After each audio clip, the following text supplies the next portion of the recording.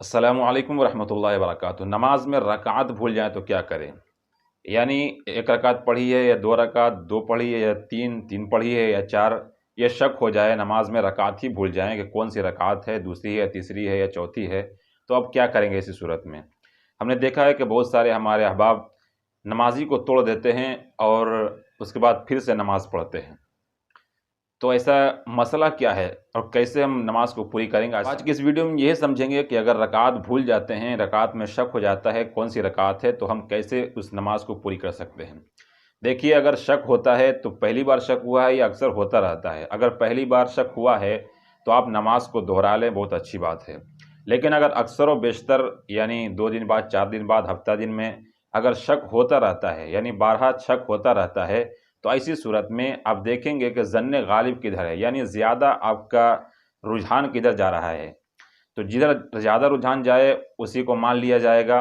For example, अगर आप 4 रकात वाली नमाज़ पढ़ रहे हैं, शक हुआ कि 3 रकात पढ़ी या 4, तो गया 4 की तरफ ज़्यादा ध्यान जा रहा है कि हमने 4 पढ़ ली है, तो अब 4 रकात हो गई आपकी। जिस तरीके से नमाज़ पूरी करते हैं, नमाज़ पूरी कर लें और सजदा सहू की ज़रूरत भी नहीं है।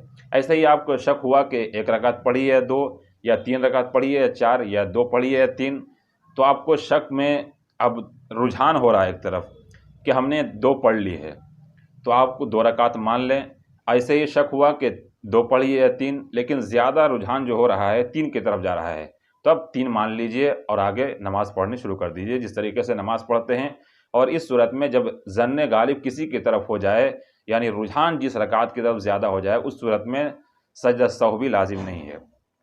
दूसरी सूरत है ये कि आपको किसी तरफ ज़्यादा रुझान नहीं हो रहा है, यानी आपको ये भी शक है 50-50 हैं, आप किसी की तरफ ज़्यादा नहीं जा रहे हैं कि 2 रकात पढ़ी है, 4 रकात पढ़ी है, बिल्कुल कशमकश में हैं, किसी की तरफ ज़्यादा रुझान नहीं जा रहा है। तो ऐसी सूरत में आप अक़ल को लेंगे, यानी कम को लेंगे। फॉर एग्ज़ाम्पल, आपको शक हो रहा है कि 2 पढ़ी है, 3, तो आप 2 रकात मान लीजिए, उसके बाद आप आगे नमाज़ पढ़िए। ऐसे ही आपको शक हो रहा है कि 1 पढ़ी है, 2, तो आप कम वाले को ले लीजिए, 1 रकात को ले लीजिए। लेकिन याद रखिए कि ऐसी सूरत में पहली रकात को जिसको मान रहे हैं कि 1 रकात हमने पढ़ी है, तो उसमें कायदा भी करना पड़ेगा, क्योंकि हो सकता है कि वो दूसरी रकात हो। तो इस तरीके से आप शक वाली रकात को पूरी कर सकते हैं, और अगर नमाज की रकात में शक हो जाए, भूल जाए रकात, तो इस तरीके से आप पूरी कर सकते हैं। तो ये मसला है बहुत आसान सा कि रकात भूल जाते हैं, तो अब देखना होगा कि आप बार बार भूलते हैं नमाज में या फिर पहली मर्तबा है तो दोबारा नमाज को दोहरा लें। और अगर बारहा होता रहता है तो अब देखा जाएगा कि जो शक हुआ है किसी रकात की तरफ ज़्यादा रुझान है या नहीं है। अगर किसी रकात की तरफ ज़्यादा रुझान है कि हमने 1 पढ़ी है या 2 पढ़ी है, तो अब ज़्यादा रुझान 2 की तरफ जा रहा है तो 2 मान लीजिए। और अगर ज़्यादा रुझान आपका 1 की तरफ जा रहा है तो 1 मानकर नमाज़ पढ़ना शुरू कीजिए, और ऐसी सूरत में सजदा सहू भी नहीं है।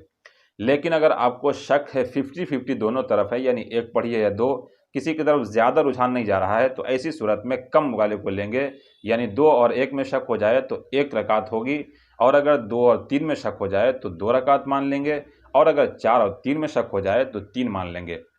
ये मसला है, एकदम बिल्कुल क्लियर सा मसला है। तो ये पूरा मसला, पूरा फंडा है कि आप अगर रकात भूल जाते हैं तो क्या करेंगे।